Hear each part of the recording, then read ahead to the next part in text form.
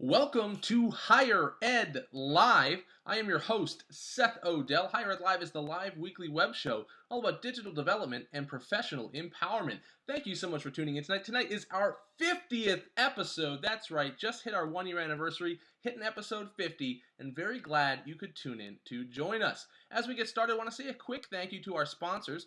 Higher Ed Live is sponsored by Integral, the creators of the Schools app on Facebook. So be sure to check out their webinar series about how they can help you leverage Facebook to increase yield and retention. That happens every week. Pretty sure it's Wednesday this week, but we'll send out a link right now via Twitter in case you want to follow along with that. But they are not the only sponsors that we have. A big thank you goes out to OmniUpdate, the leading web content management system CMS provider for higher education.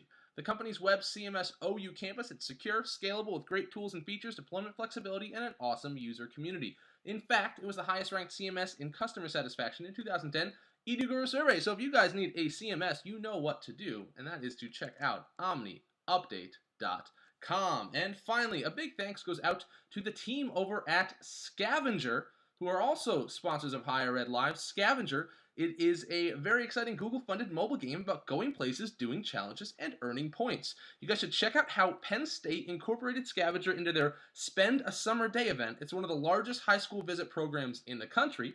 And see what these ladies did with Scavenger and what the results were that they got. It was pretty cool. So link's going to go out to that in just a second. So guys, thank you so much for joining us and being here and being a part of Higher Ed Live. Tonight's show is all about cell phones in the classroom, talking about utilizing mobile learning, what's going on in the classroom, how you can use it, and we brought on a really great guest to do that. But before I bring him on, and I'm just about to, we're going to dive right into what we call the Weekly Five. 5 stories from around the world of higher education, all about things that you need to follow. It could be one thing, could be the other, but the important thing to note is these are stories you should think about reading, get back to at some point if you can. We think you should. So this is just the stories that kind of hit us. First one going on this week resonates with our guest too. YouTube launched a new teachers site. You guys probably know YouTube EDU, but now there's also youtube.com/teachers, and it's an educational resource for teachers to utilize YouTube in the classroom. Pretty cool. And it's just worth checking out, guys. Anything YouTube does on this scale is always interesting. So I would keep an eye on that. Next one is a story that kind of hits close to home for me, just as far as following. But the feds continue to look into how the for-profits are benefiting from the post-GI bill and the way they're utilizing those benefits. And it's a bit of a crackdown. It's a little of a complex story about how federal money is actually dispersed and how, interestingly enough, the GI Bill money is not considered federal money for colleges. Very weird and bizarre. This is a story you guys should follow. It's going to have a lot of implications in the long run as we continue to have more and more veterans come back. It's just something worth keeping an eye on. This one, I've been talking lightly about Google Plus each week. Let me just say this, guys. Google Plus has added screen sharing, Google Docs, and more. Hangouts is more amazing. When it comes to a resource, as far as a teaching tool or utility, Google Plus is pretty darn amazing. So please check into that. I'm not saying it's the next Facebook, but it is an unbelievable tool, and too many people are writing it off just as a social network when in fact it's an amazing utility. Next up in the Weekly Five is a great article from Audrey Waters called "When Ed Tech Startups Fail." And as we continue to see technology emerging in higher education and more companies coming out, more and more startups doing things, we're going to see more of them fail, and that's just a fact. And following how they fail and what's going on with them is actually a pretty interesting thing to keep an eye on. This is an example of a company that was really upset about not being able to succeed, and part of it was they blamed education. The educators weren't willing to invest in their product. It's just something that's worth following. It's, I think, an issue that we're going to continue to see. It's only going to grow. And as more companies attempt to make it in higher ed and utilize our space, which is a great thing, not all of them are going to make it. And if they don't, well, let's see what's going to happen. See why some succeed and some don't. Because we know our industry, whether it's higher ed or K through 12 or anything else, is a little bit unique. And sometimes selling a product to us is not an easy thing. And again, let's keep an eye on these companies. It's going to be a trend that unfortunately might continue. And then finally, obviously got to give a shout out to the Facebook changes. We did a special Higher Ed Live on Wednesday all about what the changes mean for marketers. But I would love to hear your feedback. So much going on. Even since we did the show, found out that the discussion tab's going away, the changing Edge rank, the algorithm that ranks how you pop up. You might not hit most recent stories. They increased the status limit. So much changes to Facebook right now. In fact, it's just something that you have to keep an eye on. So that, in fact, is the Weekly 5, following up right now with the Unsolicited Shout Out of the Week, where I shout out any person, place, thing, or idea that I want, well, because it's my show, and that's what I get to do. So this week's shout out is going out actually to the White House, and let me explain why. They've released a really new cool tool online called We the People, where you can utilize your voice in government and actually sign petitions online right at whitehouse.gov. And you can, if you get 5,000 digital signatures, the White House promises that they will actually review it as an official policy measure. So I've been perusing that. I find it really interesting. A link I'm sending out tonight is about what a mini stimulus might look like if the government agreed to forgive a portion of student loan debt. I just think it's really interesting on the White House's part to utilize this, and I do think this proposal going out on reducing some parts of student loan debt to stimulate the economy is really interesting, and I think it's one that we should really all take note of. So that's the unsolicited shout out of the week, and I would keep an eye on that. So guys, thank you so much for joining the show, tuning in, and let's go right ahead and bring on tonight's guest. Thank you once again, Richard, for being patient with us. I know we had a problem last week. So our guest is Richard Byrne. He's a teacher, speaker, advocate for technology in the classroom, high school teacher, Google certified teacher, and the man behind freetechnologyforteachers.com, one of the best tech teacher-related resources out there on the web today. Richard, what's up, man? Hey, thanks, Seth. Yeah. And as we were discussing, I'm now trying to work on another site too. So lesson in WordPress right now. Spin around, you can all see my lesson in WordPress right there. It's great to be here again. I was on last spring and had a great time. So talking about cell phones today. Yeah, exactly. I'm so excited to get into this subject. I'm excited to talk to you about it. It's a subject a lot of people have a lot of opinions on, and I'm excited to hear your experiences with it. You're someone I always look to see what's the role of technology in the classroom, how's it changing. And guys, if you have any questions or comments, the hashtag is HigherEdLive. We'll be pulling up your thoughts throughout the show, so I'd love to hear what they are. Because, again, we are talking about cell phones in the classroom, and just talking to Richard about his experiences, some of his thoughts, what he's seen as far as trends going, and the reason why, you know this, guys, but 96% of students own a cell phone. Nearly 70% of them, those phones have internet capabilities, and we all know this, but you got to kind of think, cell phones are not just cell phones anymore. They're cameras, they're audio recorders, video recorders, calculators, calendars, internet browsing devices, note-taking devices. There are so many things that when you really start to think about how could they be involved, what could mobile learning look like, it could look like a lot of things. There's so much possibility. So, Richard, just off the bat, what has your experience been as far as cell phones in the classroom? What are you seeing with your students as far as, how many of your students actually have cell phones? How are they using them? What are some of the kind of early trends before we even get into what you're doing with it that you're just seeing from the student population? Yeah, so in my school, which is in Western Maine, and we're kind of a rural district, and our unemployment rate is like 16% right now in our district. It's pretty high, and about 70% of our students qualify for some kind of free or reduced lunch. So that gives you kind of the background of our district. And this year I have over 100 students, and on the first day of school I did a quick little informal anonymous survey. No one replied that they didn't have a cell phone. Last year I had 125 students. I had one student who said she didn't have access to a cell phone. And what I'm seeing this year in particular, even more than I did last year, our school gives out netbooks to every student, so a Linux-based netbook.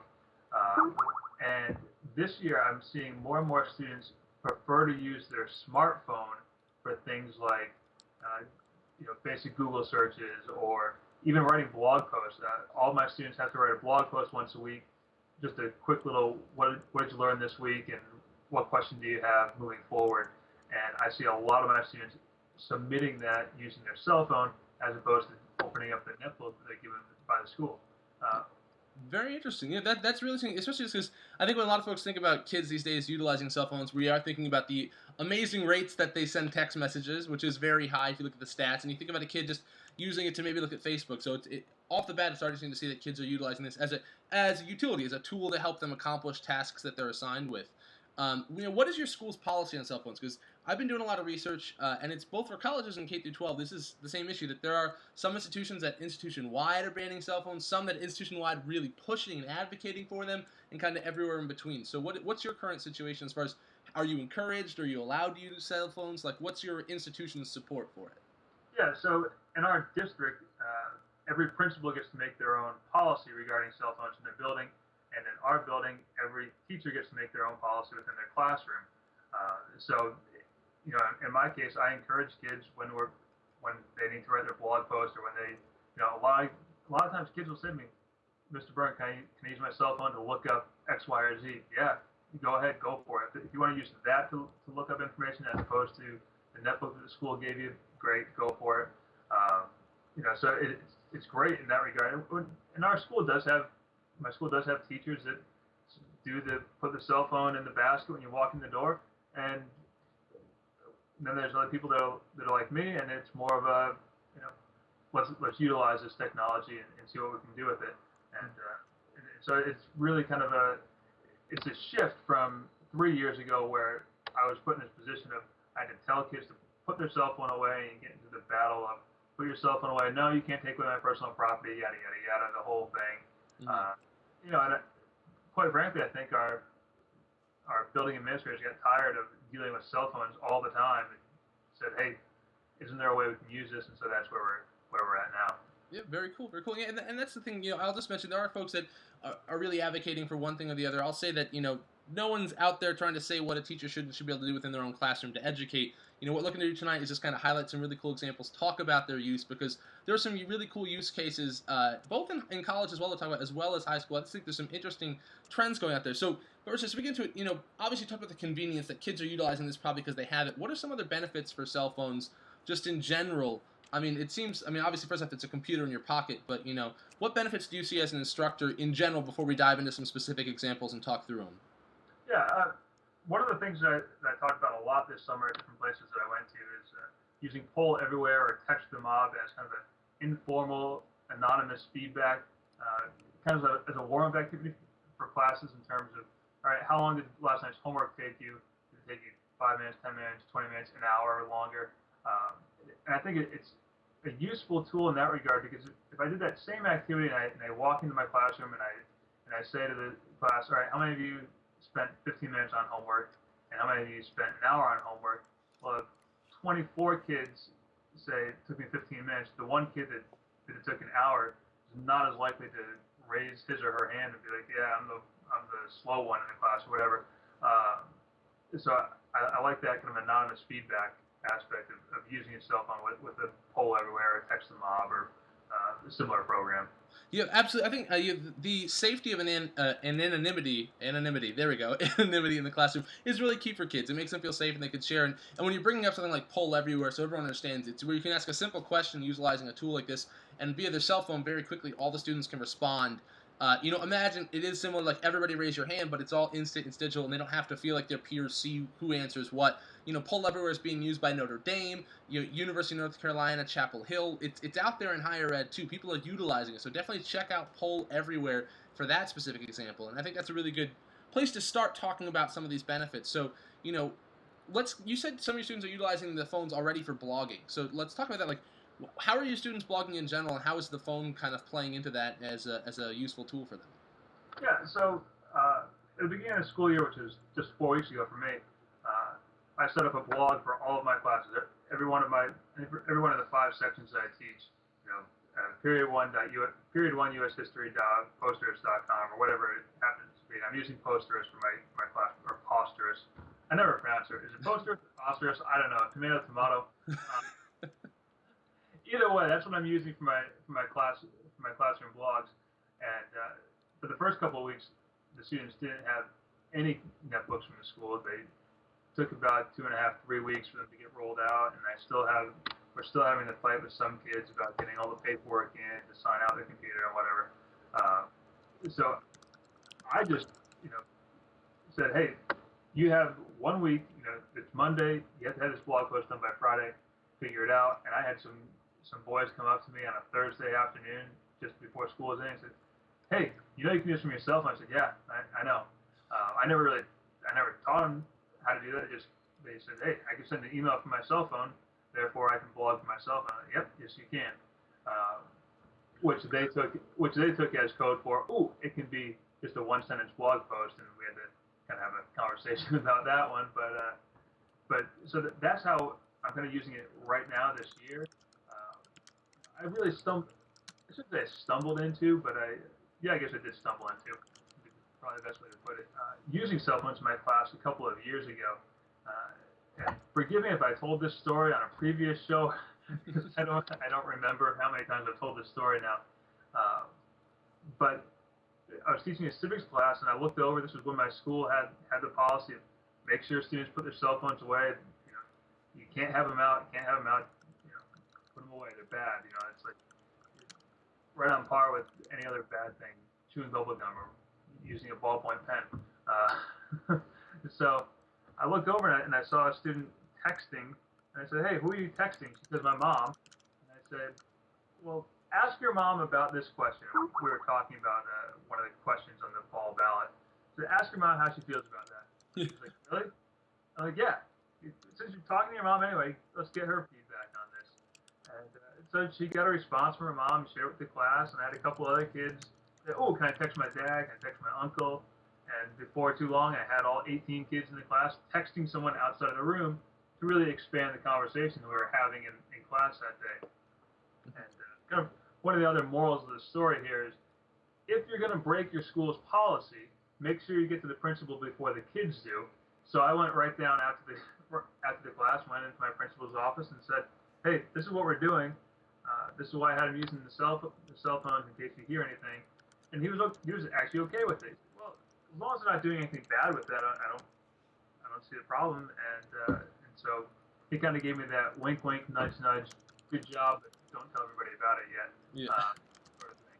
So that's kind of how I ended up realizing that the cell phones really had more to them than just taking pictures or having a conversation back and forth. Kind of expanding the conversation outside of our classroom.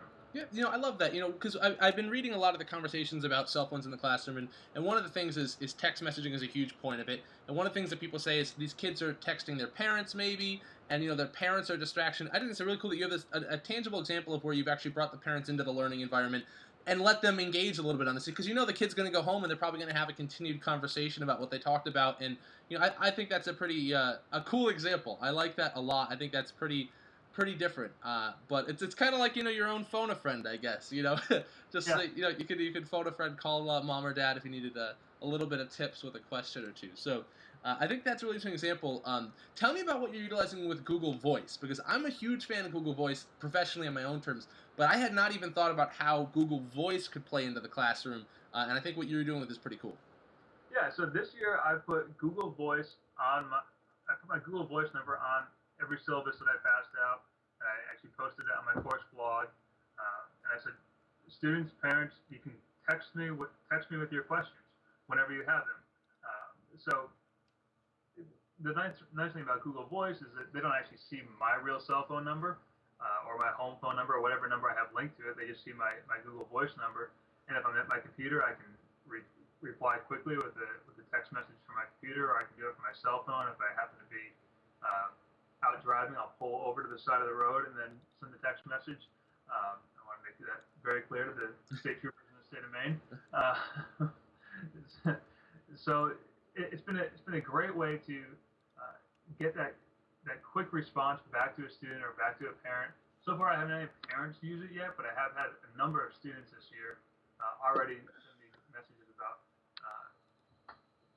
Sometimes they've just been quick. When is this due? Some have been, can we use our notes for this? That sort of question. And I set that up really because kids don't email. All of our students have email addresses issued by the school, but they really don't use them as much as they do their cell phones. They have their cell phones, they have them out all the time. They can text me, from study hall if they're in study hall, or they can text me from the school bus or wherever they happen to be. They get instant response from me most of the time, as long as I'm not driving, and I can respond to them very quickly. Yep, I think that's just a really great example, and I love that they're not seeing a direct number. There's kind of a buffer zone there, which is really keeping the relationship the way it should, and it's letting them contact you. Like I said, if it's about student success, I do think you have to meet the students somewhere where they are. So if they're not utilizing email, then tell them, okay, are you using your cell phone? Then if you have a question, just ask it the easiest way you can so I can get you the answer and move this conversation on. So I love that. I want to get back a little bit to talking about instant polling a little bit, because I think there's so many examples with that. We're talking about instant polling, which is the idea, obviously, that you can ask a question to the classroom and you can poll everybody. And a couple of the benefits, it seems, is one is anonymity. Kid doesn't have to worry that someone next to them is going to see if they raise their hand or not. And I love it for colleges, and that's why some colleges have said Notre Dame's using it, UNC Chapel Hill, a few others, because you can ask a question in a lecture hall. So a classroom that has 500 students, and suddenly you can actually get everyone's answers. And it's just a really cool tool. So talk a little bit more about how you use polling or some other ways you can see it, because I think that's a big possibility for a lot of people and a great use, because it's something that you can't accomplish without the technology for a lot of folks. Yeah. One of the aspects of Poll Everywhere that I like is the word cloud aspect. You can have if you have open-ended responses, you can have all the responses generated into a word cloud, so that you can see what the most common word or phrase is in response to your prompt. And I think that's just kind of a great way to just give some instant feedback to the class to see what are the rest of the classmates thinking about. One of the things that I'm having my global studies classes do starting next week, actually, Tuesday when I see them again, is they're going around and they're surveying the school on their knowledge about events in Libya. And one of the things we're going to use besides we're going to use Poll Everywhere, but we're also going to use a Google Doc survey to collect the data and collect the responses that way as well. Yeah, very nice. And the cool thing with Poll Everywhere is you can pull it into Keynotes, into PowerPoint, so you can be giving a presentation and get these instant results as long as you're online. So there's so many cool uses for it. Definitely a cool tool to check out. I'm a big fan of it. So what about, here's a big one that people talk about a lot is QR codes. So folks talk about this all the time. So, what are your thoughts on QR codes? Is there a benefit to it in the classroom? Does it fit in anywhere or not? Yeah, so the whole QR code or quick response code is something that I've really just started, I shouldn't say playing around with, but experimenting with last spring. One of the things that I really like is the idea of a QR scavenger hunt or a QR code scavenger hunt. Students do have to have I'll say a somewhat smartphone, doesn't have to be an iPhone or an Android phone, but has to have a phone that they can install a QR reader on. But once they do, they can go around and scan QR codes that you have posted up, or perhaps that you've had other students go around and post up. One of the things that you can use for kind of a model of this is the QR scavenger hunt, and I'm totally blanking right now on the gentleman's name. Someone's name from France. Anyway, if you Google the phrase QR code scavenger hunt, or if you go on, shameless plug, if you go on freetechforteachers.com and put that into the search box, QR code scavenger hunt, you'll pull it up, and it's a model or a template for creating QR code scavenger hunts. One of the things that I just saw last week was on Read Write Web. Sorry, I'm talking a little bit too fast for myself. Is QRpedia? Have you seen this, Seth? No, I haven't. QRpedia is a project to generate QR codes for every Wikipedia page, and the QR code will automatically detect the language of your cell phone. So if your cell phone's native language is English, it detects it's English, or if your cell phone's native language is German, it'll detect that and read the page for you in your native language. And so QRpedia is being used in museums around the world now as just a little QR code that's up next to an artifact, so that people can go ahead and scan that code and get more information right there in their hand about that artifact. Perhaps more information than you would find on the typical placard that you see at a museum. And I don't see any reason why you couldn't do that same model with students using QR codes for local history tours.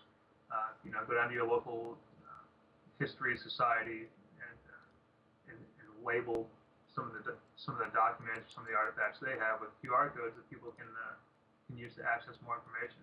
Absolutely, and we'll say that another great example. I'm going to send a link out in just a second. Is we talk about scavenger hunts. Obviously, I will say one of our sponsors is Scavenger, a Google game, that mobile game that uses cell phones to have go on scavenger hunts. But there's some cool examples. I'll try and find a link to it of how some Appalachian State graduate students utilize Scavenger to do the same thing. Have a kind of a mobile scavenger hunt to get people out and experiencing and learning more things. So I'll try and find that link to get that up there in a second, because there's definitely a lot of cool examples like that out there. QR codes is one of them, obviously. I like the tour idea very much.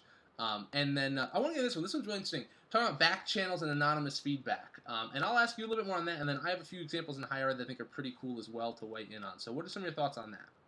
Yeah, actually, before we get into that, I just found Oh, found perfect. the QR code treasure hunt generator is what is the tool I was looking for. You can find it at classtools.net, and I'll put that up in Twitter with the corresponding hashtag as well. But go to classtools.net, you do the QR code treasure hunt.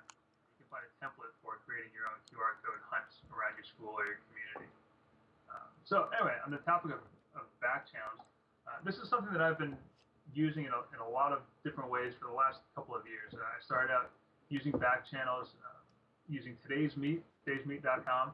It's a totally web-based back channel system where I'm a social studies teacher. I have to admit, I have shown a couple of documentaries in my time, and in the past it was you pass out the list of questions and you say to the class, all right, these are the 5 questions, the 10 questions, the 10 things you need to look for, identify them while you're watching the movie or whatever.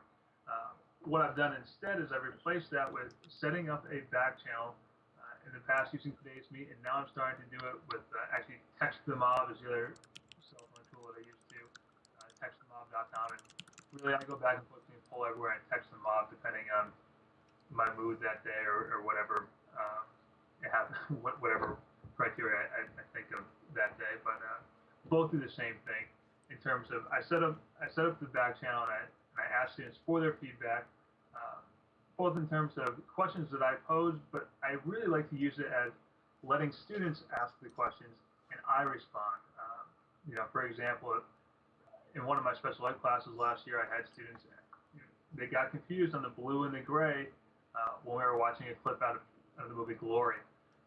And so I can just, put out the reminder, okay, people in blue are the people from the north, people in gray, little clarifications like that where I don't have to stop the film and the students can keep on going. And that's just one example of how I've used it in the past. I have a colleague that uses back channels during a chemistry lab just to have students share quick observations and quick responses and quick data with each other, rather than, again, stopping the class and putting everything up on a whiteboard. Anyone who has their laptop open or has their cell phone on can instantly get that information from the other groups that are working on the same lab. That's awesome. I really love the idea of utilizing it in movies. At a time when they said you have to stop and start, and students don't want to speak up, and now they have a chance to ask this quick question. That's why I think back channels do work really well. And speaking of that, there's some really good examples in higher ed as well. One of them is Hotseat by Purdue, Studio by Purdue. If you guys aren't familiar, we've had Kyle Bowen on before. He should be coming on in a few weeks, actually.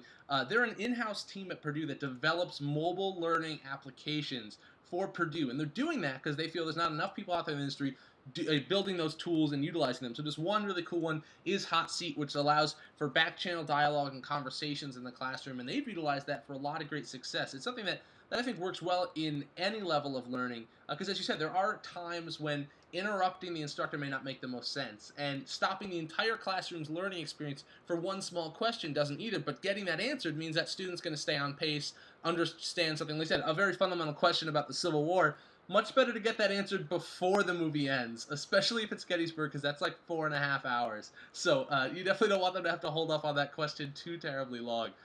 So I really do love that idea a lot. And again, the anonymous factor I think is really helpful.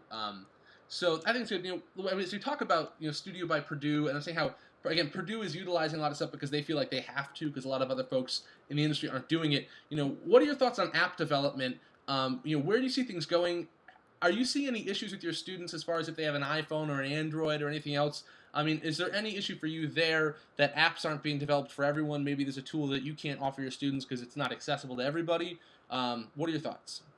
Well, in my area in particular, Android phones dominate the market and dominate the students' pockets.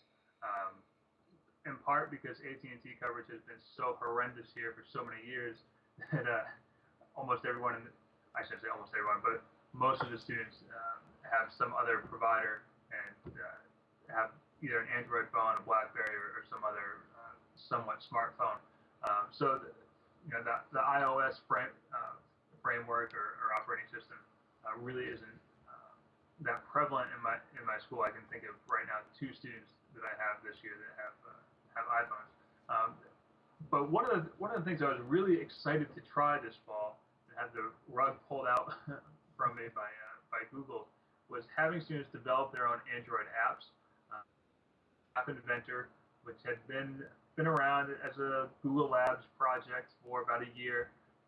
I had started to use it to develop some simple apps on my own. I was really excited about the idea of having my students develop their own apps as study tools and review guides for themselves and for each other.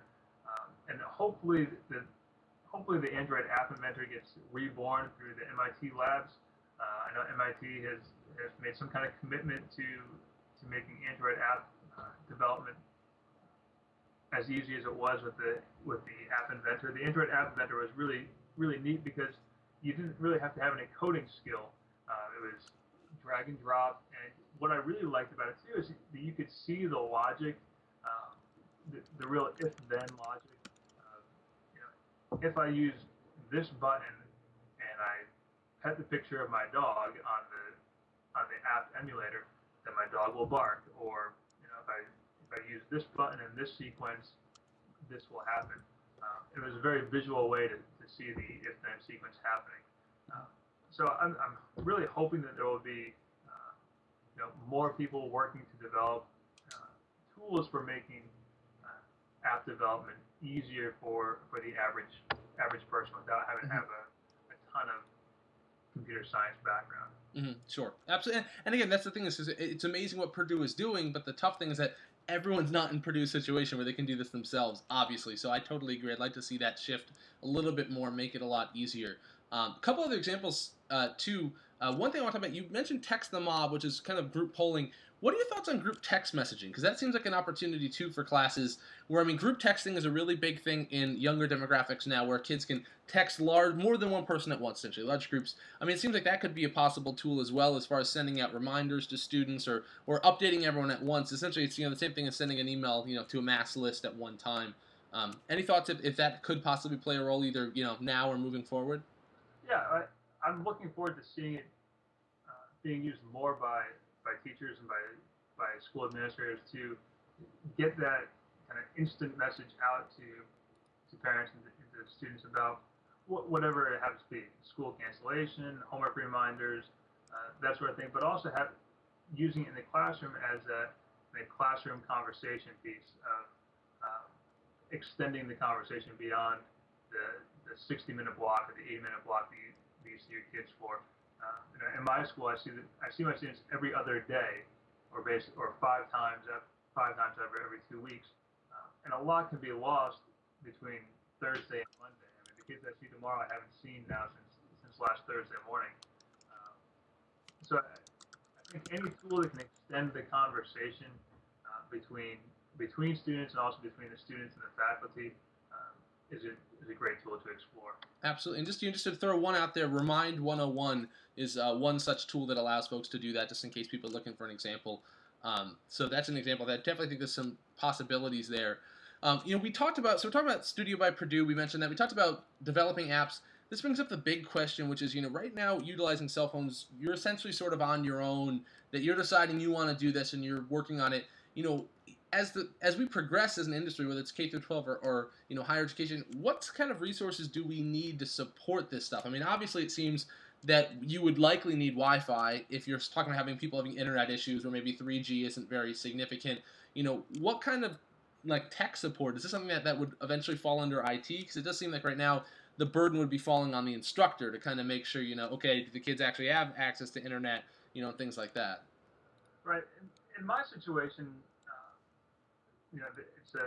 we have a bring your own device policy that's not actually a policy. It's not written in stone anywhere that students have to bring their own devices or even can bring their own devices. We've just kind of said, if you bring your device in, we'll put it on the network for you.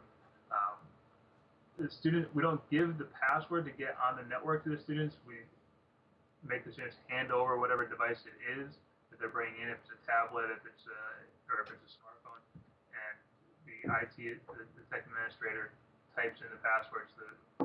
And of course, kids figure out what the password is anyway. But of course. But that's kind of the approach that we have right now.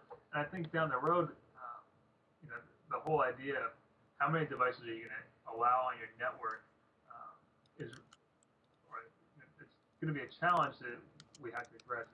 Right? Are we going to lock down our network? Are we going to continue this bring your own device policy or lack of policy, or are we going to just continue to amp up the infrastructure for it? Because that is a cost we have to consider. Is do we have the infrastructure to support? In our case, if we have 1,300 students and they all have a netbook and they all have a mobile device, we're talking about 2,600 devices plus whatever faculty brings in as well. And that can really kind of choke down our system right now. Yeah, let me just ask you a question. When you're talking about bringing your own device, this is just a question, always the tough question you have to ask with this stuff.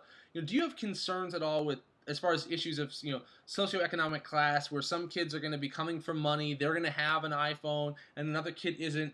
I mean, is there a social stigma? And again, I'm not a kid, so I don't know. Or do you view it as a teacher where, if you don't have the new smartphone, you're not going to be as cool or popular? I mean, how do you even begin to approach that? That sounds to be seems to me as an outsider like a huge issue for a teacher to think about as well. Yeah, I mean, I don't see a ton of that in my own school in terms of kids, comparing who has what cell phone. It comes down to what information do they have. I really think the information is kind of the currency in the classroom and kind of the currency around the world. And if you look at, places in the world where there isn't running water, but people are carrying cell phones and getting, getting information that way, it really kind of shifts the way you think about what is the value of a cell phone. It's not just a conversation anymore. It's not just talking to somebody else. It's getting information from the whole world. And so that's what I see in my classroom too. Is what information can you gather? What information can you share with the rest of the class? And if you're doing it on an iPhone, an Android phone, you're doing it because you just have a basic texting plan on your phone and you send a text message to Google and you got your response. I saw that on Friday in my classroom. A girl that had just a pretty basic cell phone, wasn't an Android phone or a BlackBerry phone. She texted Google with her question, and she had the response that she needed quicker than some of the students that were still trying to browse the web on their phones. And so she kind of won, I guess, in that group. It's probably not the best way to put it, but I can clearly see that they're like, oh, Alicia, you got the answer already. Let's go with what she's got. Mm-hmm. So I'm not seeing a whole lot of the social stigma part, and that could just be, the socioeconomics of my particular area.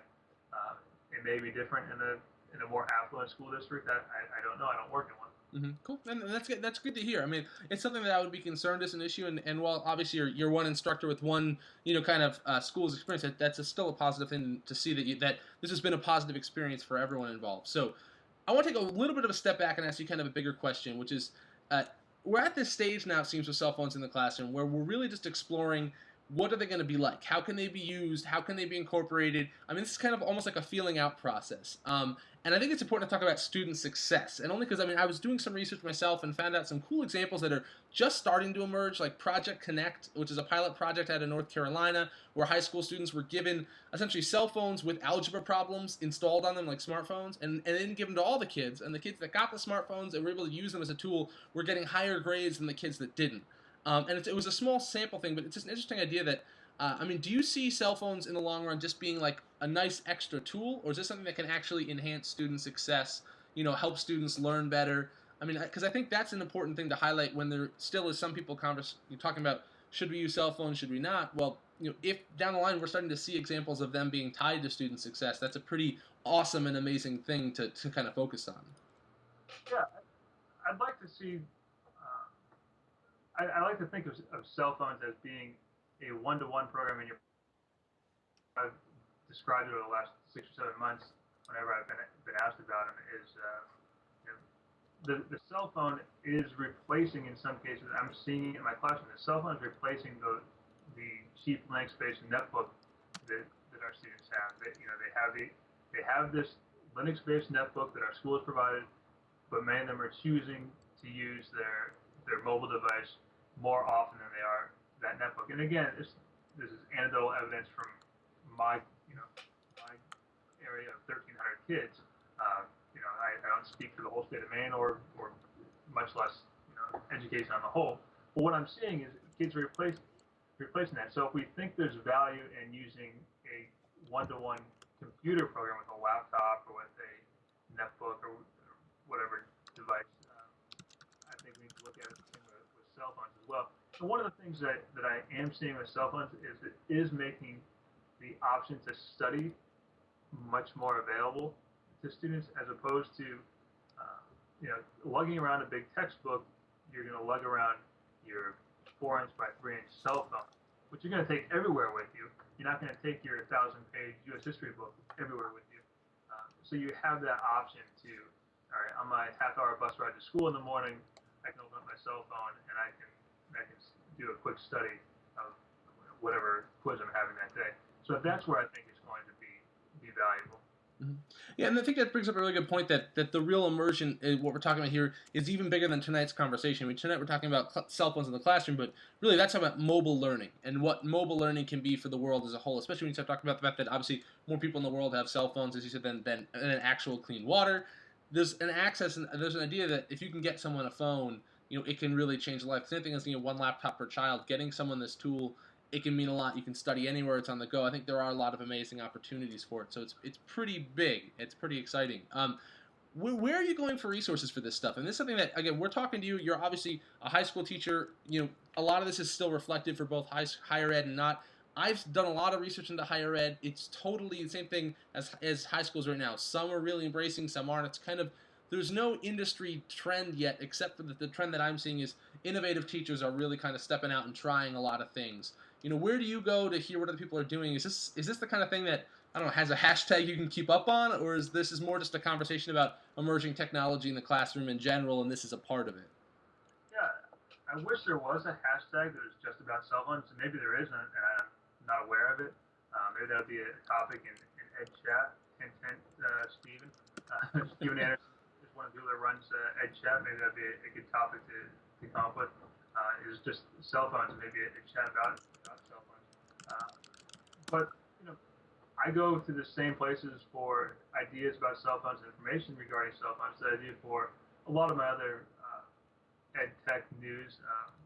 Some of my favorite blogs to look at are the Innovative Educator is a great place, and there's been some great ideas there about using cell phones in the classroom in the past. Audrey Waters' Hack Education, she's been writing a lot about cell phones lately. But also, if you want to check out my Twitter list and take a look at some of the people that I call my EdTech leaders or EdTech thought leaders, on my Twitter list, you'll see the people that I follow and what their thoughts have been about cell phones in the classroom. One other person I would like to give a shout out to about mobile learning in general is Tony Vincent. You can check out his website, learninginhand.com. And he's done a lot of work with mobile-based projects, everything from surveys and anonymous feedback to making movies and digital projects using nothing more than a cell phone device. Very cool, very cool. And we got a great tweet coming in. Let me try and see if I can, how quickly I can pull this up. But just saying, if you're interested in mobile learning, there's 2 hashtags, mLearning and mobile learning. So 2 good ones to keep in mind, guys. If you're looking for more information, that's great to know that there are uses out there and stuff that we can keep up with. So Richard, thank you so much for coming on the show tonight and talking about cell phones in the classroom. I really always kind of look to you to tell me what's going on with high school education, with K-12, what's going on with technology. So I appreciate that you came on to talk about this tonight. Now, before I let you go, I saw on your blog, which again, let me just pull it up for everybody so they know it's freetechnologyforteachers.com, that you hit your 5,000th post, which, when I consider that I'm hitting my 50th episode, feels like an insanely huge milestone. So, first off, man, just want to say congratulations. Guys, and everyone watching, freetechnologyforteachers.com is an unbelievable resource. Posts every day about cool new ways to use technology in the classroom. And it really is in your own life, too. This is stuff that, I work in marketing, PR primarily. I find uses for me, not only following industry trends, but personally. So thank you for that. Do you have any kind of favorite tips looking back on all 5,000 posts? Is there anything that jumps out at you as a highlight memory or maybe a key post or tip that you want to rehash for us quickly? Just try things. That's the number one tip that I give in person at conferences or on my blog. Don't be afraid to try something new. that's how I've learned everything. I mean, as I said at the beginning of the show, I'm teaching myself how to install WordPress and move a database right now. It's turned into a colossal boondoggle at the moment, but that's how you learn, and that's how you can try new things in your classroom. Is to go to a site like mine, or go to a site like Larry Perlazzo's, or Roger Waters' Hack Education, any number of ed tech blogs, and check out what are people talking about, and if you see something you like, give it a try. And at worst, maybe you'll lose a lesson plan. You have a bad day in your classroom, and you come back and you try again the next day or something different. But don't be afraid to try something new. I guess that's the number one thing I can give advice. Well, great tip, amazing blog. It's a great resource, freetechnologyforteachers.com.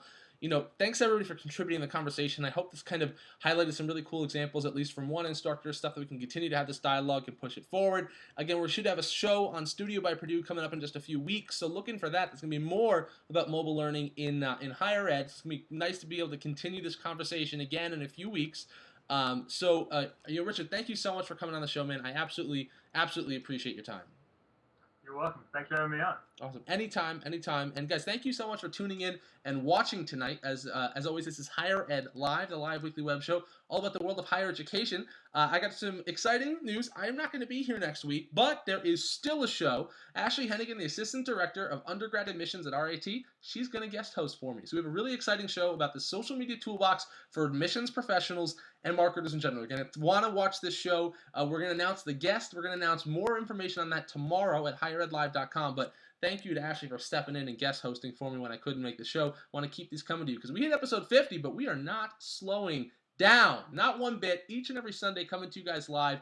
Thank you for watching Higher Ed Live. I hope you guys have a wonderful week. I'll see you again. Well, I won't see you next week. Ashley will see you next week for a really great show on the social media toolbox for admissions reps. And one last time, thanks to you, thanks to Richard, and thanks to our sponsors, Integral, Omni Update, and Scavenger. Take care, guys. I will see you all next week.